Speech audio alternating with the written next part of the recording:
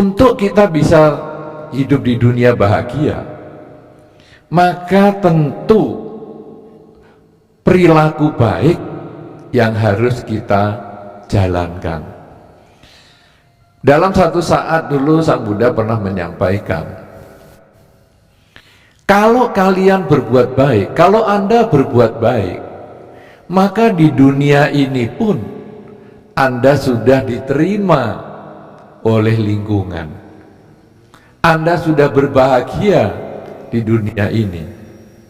Dan kalau seandainya setelah kehidupan ini masih ada alam bahagia, maka karena kebajikan yang Anda lakukan, Anda punya tiket untuk terlahir di alam bahagia. Tapi kalau seandainya setelah kehidupan ini ada alam yang tidak bahagia, maka ketika Anda sering berbuat baik, Anda tidak memiliki tiket yang kurang bahagia. Nah, ini karena kita berbuat baik. Kemudian kalau kita berbuat buruk bagaimana? Kalau berbuat buruk, kehidupan ini pun Anda sudah dapat musuh. Anda sudah tidak bahagia karena Anda kemudian tidak disukai oleh lingkungan Anda, tidak disukai oleh teman kerabat Anda. Dan kalau berbuat buruk ini dilanjut-lanjutkan, seandainya setelah kehidupan ini ada alam bahagia, maka kita kehilangan kesempatan untuk terlahir di alam bahagia. Sebaliknya, kalau seandainya ada alam menderita, maka kita langsung punya tiket untuk terlahir di alam menderita. Nah, dari kata-kata itu jelas bahwa kebajikan itu akan membawa manusia bahagia di kehidupan ini. Kehidupan selanjutnya ini kadang-kadang kita masih sering dipertanyakan, karena hampir tidak ada orang yang sudah berangkat ke alam sana itu pulang dan laporan, aku bener loh, setelah ikut agama aku kok jadi lahir di alam bahagia ya. Oke, sudah, sampai ketemu lagi. Itu kalau dia datang sendiri. Kalau nggak datang sendiri, WA juga nggak ada, WeChat juga nggak ada. Ini terus di mana? Nah, tetapi paling tidak bukti di kehidupan ini bahagia itu ada. Nah, sekarang bagaimana supaya kita ini mendapatkan, atau cara bagaimana mewujudkan harapan di dunia bahagia setelah kehidupan ini juga bahagia? Sesungguhnya tidak sulit. Cuman ada 3 hal saja yang bisa Anda kerjakan mulai sekarang sampai selanjutnya, sampai selama-lamanya. Cuman 3, enggak banyak. Tiang lampu ini 8, lebih banyak. Lampu kecil-kecil ini lebih banyak lagi, belum saya hitung tadi jumlahnya, kali segitu. Masih banyak sekali. Dupa, lilin, banyak sekali. Tapi apa yang kita lakukan supaya hidup di dunia bahagia dan terlahir di alam bahagia itu cuma 3. Yang pertama, yang paling sederhana dan paling mudah adalah mengembangkan kerelaan. Rela, ikhlas. Anda mendapatkan pemberkahan perkawinan secara ritual di sini. Ini adalah tempat yang paling tinggi di seluruh wihara ini. Makanya tempat ini, Dhammasala terbuka Bodhigiri ini namanya juga Bodhigiri. Bodhi adalah pencerahan, giri adalah bukit atau gunung. Gunung pencerahan ini pusatnya di sini, titik nolnya, ya. Dan justru di titik nol ini tempat yang paling tinggi, tempat yang paling sakral. Justru tidak ada apa-apa, tidak ada dinding, tidak ada langit. Dindingnya gunung, di sana gunung Kelut, di belakang gunung Kawi, di sebelah sana adalah pagar gunung, di depan kota Wlingi. Di sini tidak ada apa-apa. Langit juga tidak ada, yang ada langit-langit. Langit-langitnya tidak ada, yang ada hanya langit. Langsung. Sehingga kalau tadi sempat ada pemberkahan dari langit, ya, pemberkahannya banyak sekali. Kalau saya kan cuma sedikit, karena saya takut luntur semua nanti Anda toh. Jadi saya ya pengertian saya sedikit saja. Nah, tapi tadi kan pemberkahannya kuat sekali, besar sekali. Nah, tetapi karena ini adalah tempat yang paling tinggi, bisa basah semua, maka kita kemudian belajar melepas. Kalau memang tidak bisa di sini, ya kita nanti acaranya di bawah, pelepasan. Pelepasan itu adalah kerelaan.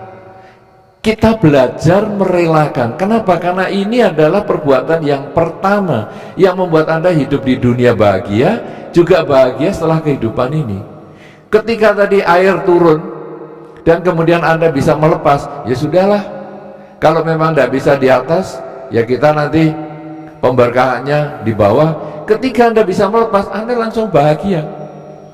Tapi begitu Anda tidak bisa melepas, sampai marah-marah, pintu wihara dipecahi, kaca-kaca dipecahi, malah penderitaan bagi Anda, penderitaan juga bagi wihara, karena nanti kan kita ngitung-ngitung ganti ruginya toh. Ini kalau kaca-kaca ini berapa sekarang? Nah, tetapi kan Anda tidak melakukan itu. Anda juga siap mau di mana acaranya. Tadi kan ada teman-teman yang tanya, mau di mana? Mau di atas, mau di bawah, mau di mana? Terserah. Nah, itu berarti Anda belajar melepas. Kalau upacara yang sedemikian penting, sedemikian sakral, Anda bisa belajar melepas, maka sebetulnya pelepasan ini harus Anda latih di segala bidang.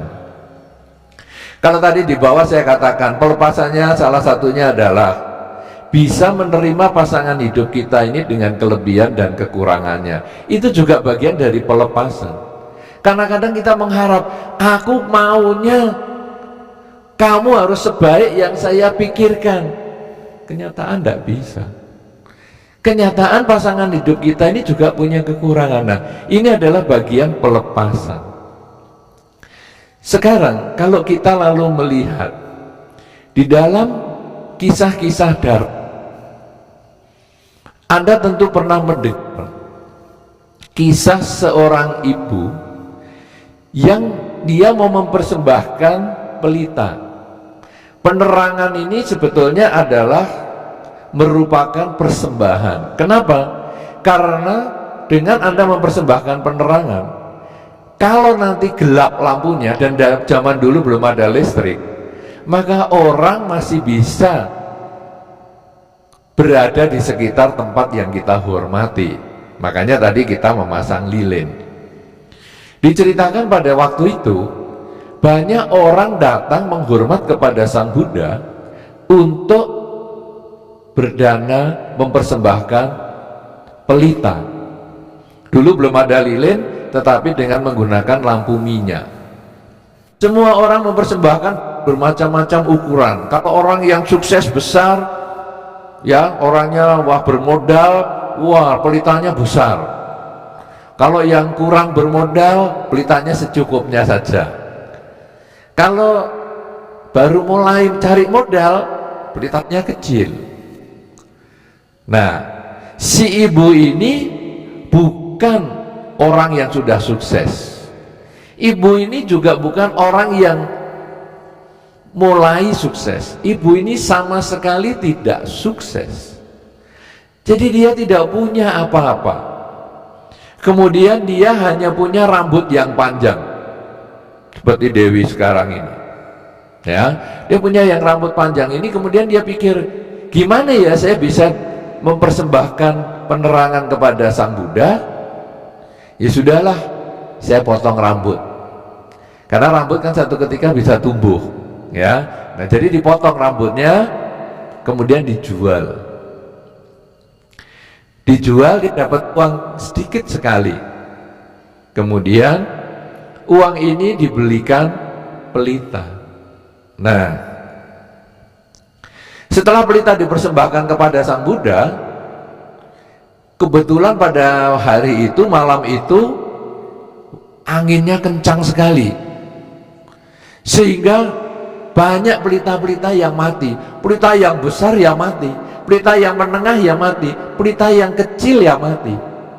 Tetapi pelita si ibu yang dipersembahkan dengan tulus, dengan mengorbankan satu-satunya yang dia miliki, yaitu memotong rambutnya. Pelita itulah yang hidup. Pelita itulah yang kemudian bisa menerangi lingkungan wihara tempat Sang Buddha tinggal.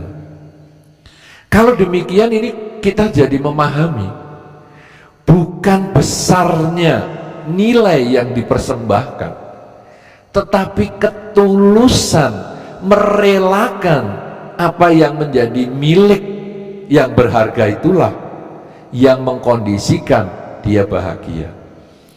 Kalau kita kemudian lalu melihat, kalau kita membayangkan situasi hari itu, semua orang yang punya pelita mati semua dan si ibu ini pelitanya yang masih hidup, pasti kita bisa bayangkan begitu bahagianya si ibu, begitu berjasanya pelita ibu itu untuk menerangi wihara tempat Sang Buddha tinggal.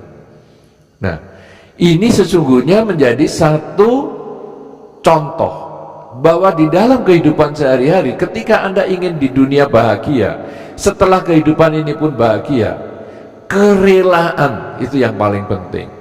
Bukan besarnya nilai yang Anda relakan, tapi saya ikhlas, saya rela berbagi. Berbagi tidak harus berupa materi, berbagi perhatian, berbagi kasih sayang, berbagi waktu, itu juga termasuk kebajikan.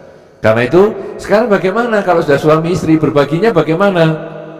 Misalnya saja, kadang-kadang juga sangat baik kalau di rumah ada makan, baru mau makan, atau di luar ada yang makan, kemudian kita lalu hubungi dulu pasangan hidup.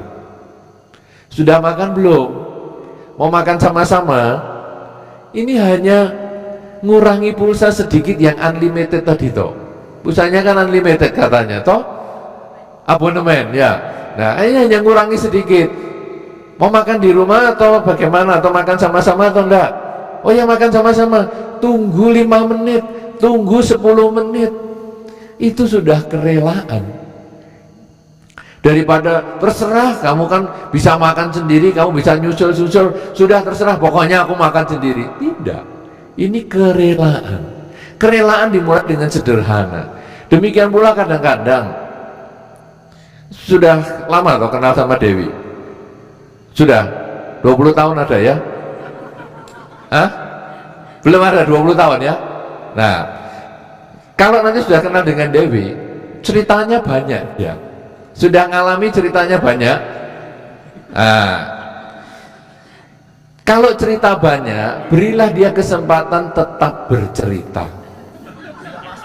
Ya, nah, Anda dengerin baik-baik, jangan Anda terus buka HP, ya toh. Biar kamu cerita aja terus, aku bisa kok buka HP. Itu Anda enggak dengerin. Tapi sekarang Anda dengarkan baik-baik. Kenapa? Itu kerelaan kuping. Anda membuka kuping Anda dan Anda membuat pasangan hidup Anda bahagia. Karena kalau nanti kuping Anda tutup, stres ya. Karena kata-kata dia mau ngalir, tapi ngalir kemana? Bingung dia nanti.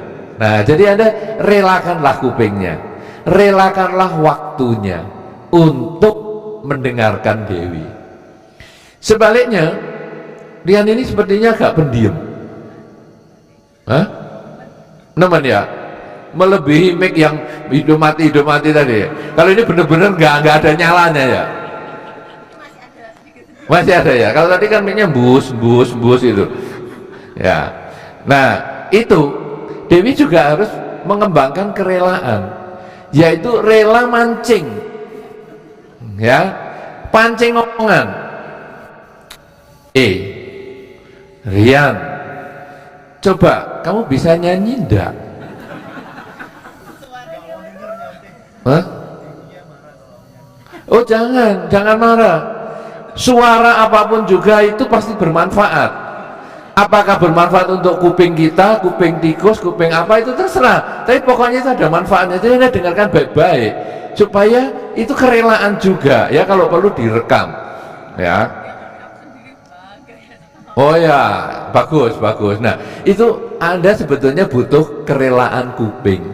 Kenapa? Karena ini kerelaan yang sederhana sekali. Beda sama ibu yang tadi sampai memotong rambut. Anda hanya duduk diam, dengarkan dia ngomong, dan Anda senyum-senyum. Tapi dia diam aja, Anda tinggal pancing, tanyain sesuatu supaya dia nanti bisa ngomong. Ya, tidak bisa ngomong, dikasih, ayo coba ngomong, coba ngomong, coba ngomong, iya ngomong, iya toh.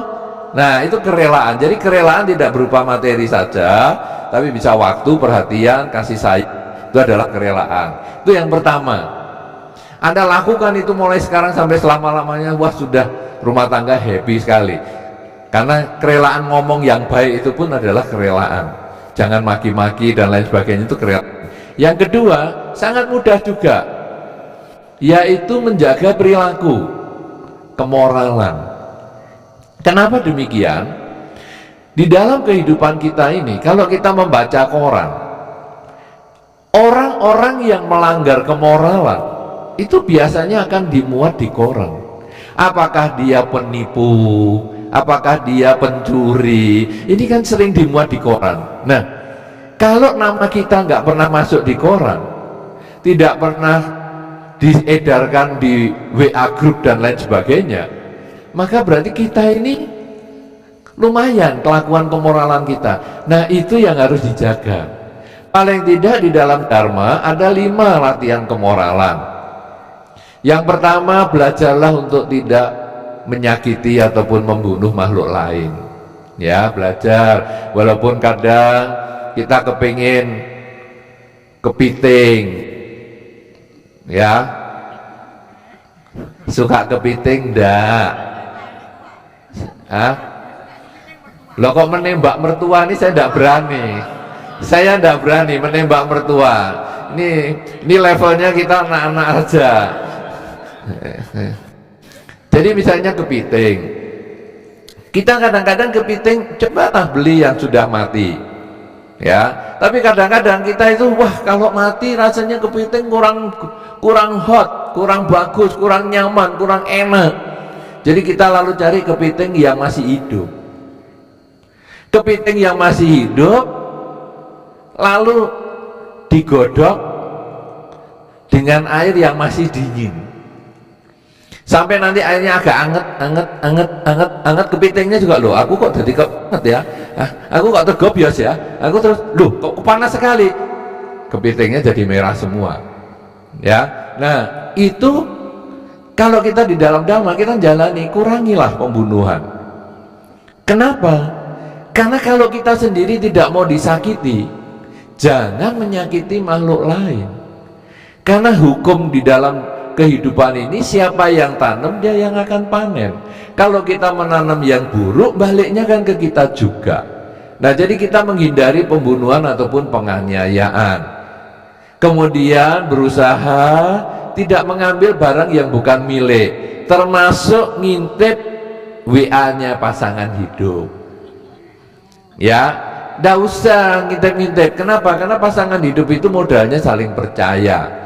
Ya, kalau sampai kita ngintip, itu nanti sebetulnya kita berarti sudah tidak percaya. Suami istri itu paling gampang. Kalau terima telepon, suaranya keras, itu mesti jujur. Halo, oh ya, kirim barang ya besok. Oke, enggak apa, besok ya saya akan kirim.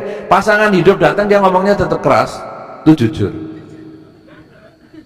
Tapi kalau nadanya berubah ketika pasangan hidup datang, itu ada risiko.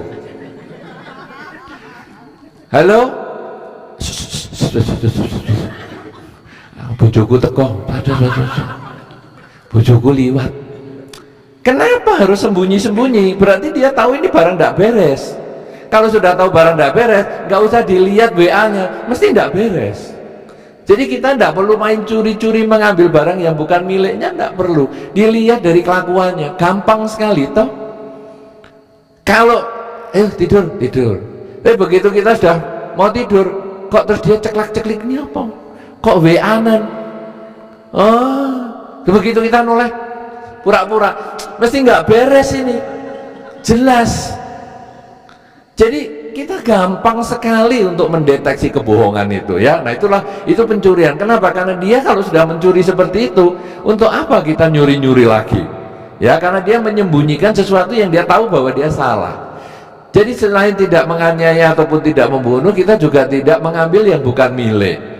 Kemudian juga kita belajar setia dengan pasangan hidup.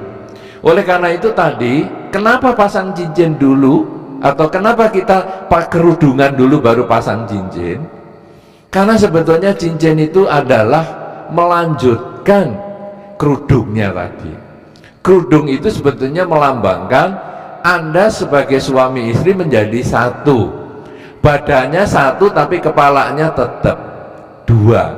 Karena yang dikerudungi tadi hanya badannya saja. Artinya apa? Suami istri bersama-sama, badannya satu, bersama-sama membangun rumah tangga bahagia. Tetapi pembangunan rumah tangga bahagia ini masing-masing punya caranya sendiri. Karena pria punya logika, wanita punya emosi. Tapi tadi katanya Dewi kebalik ya. Jadi Dewi yang emosi, kemudian Rian yang logika.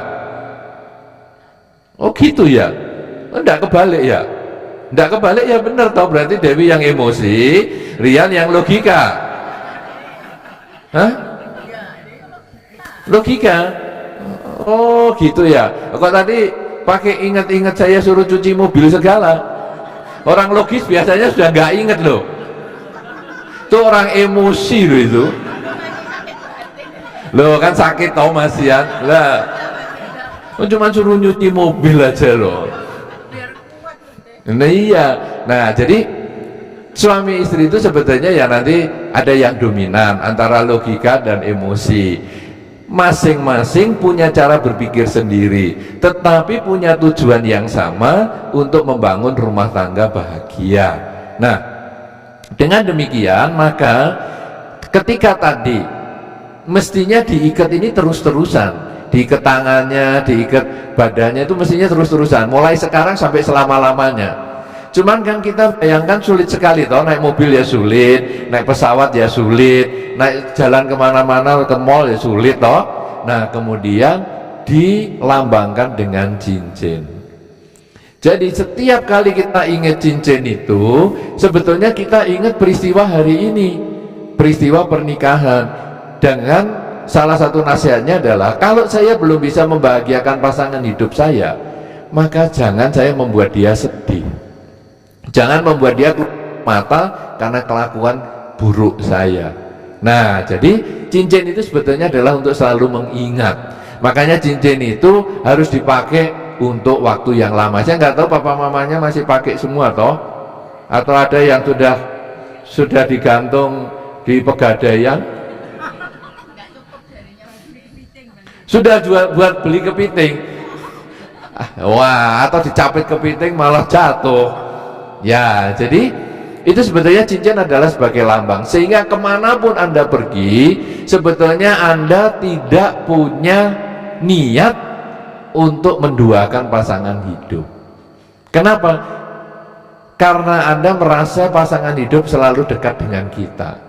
Anda tentu tahu toh kenapa diletakkan di jari manis? Pernah tahu? Kalau Anda letakkan tangan Anda jari tengah ini kan lambangnya kita, dilipat, kemudian kita bisa, ini orang tua kita, jadi kita bisa pisah sama orang tua. Kemudian jari telunjuk kakak dan adik kita bisa. Coba jari manis. Bisa.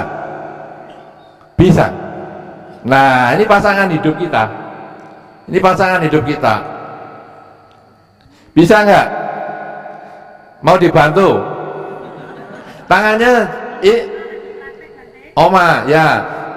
Jadi jari tengahnya di dalam ya, jangan di luar. Jari tengahnya dilipat di dalam, ini seperti Dewi ini. Ya. jari tengahnya di dalam. Jadi telunjuk bisa, ibu jari bisa, jari manis tidak bisa. Ada yang bisa? Bisa. Wah, lemes. Lemes. Makanya tidak ada cincinnya.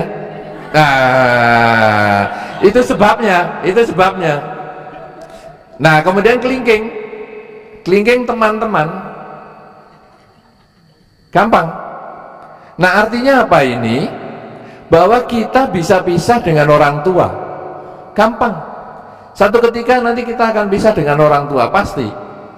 Kita bisa pisah dengan kakak dan adik kita. Kita bisa pisah dengan teman-teman kita. Tapi kita sulit sekali, kecuali tadi yang bisa, sulit sekali pisah dengan pasangan hidup kita. Sulit sekali. Bisa, kadang-kadang ada beberapa orang memang. Itulah kenapa cincin itu diletakkan di jari manis bukan di jempol. Ya. Nah, itu sebetulnya adalah sebagai lambang bahwa karena kita sudah dikerudung bersama, kita sudah menjadi pasangan hidup, maka jangan pernah melupakan pasangan hidup kita. Dimanapun saja kita harus tetap menghargai dan menghormati dia. Inilah kita tidak menduakan pasangan hidup sebagai kemoralan yang ketiga. Ya, yang pertama tadi tidak membunuh ataupun menganiaya, tidak mencuri atau mengambil barang yang bukan miliknya, termasuk melihat WA-nya pasangan hidup. Kemudian yang ketiga adalah dengan kita tidak menduakan pasangan hidup, baik dengan fisik maupun pikiran. Kemudian yang keempat adalah tidak membohongi pasangan hidup ataupun yang lain-lain.